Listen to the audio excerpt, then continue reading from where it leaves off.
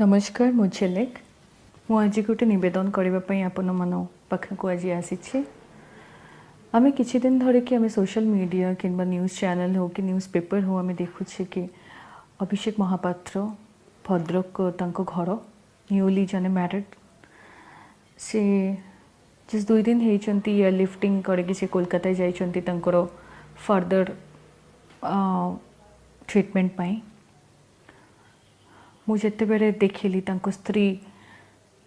fund rise पाई जिते से समस्त को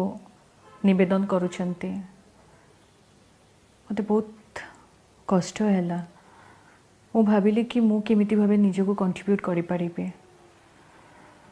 आउ मु आज सी भौनी पाखरे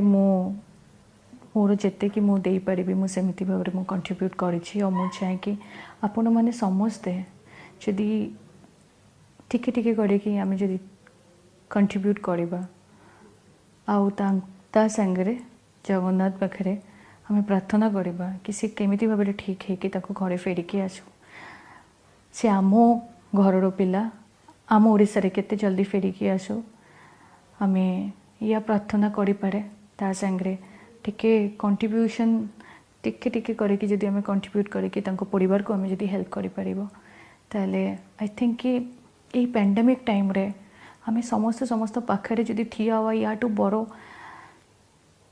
बड़ कथा किसी हो पारे ना आउ निहाती मु भी एक कथा भी विश्वास करे कि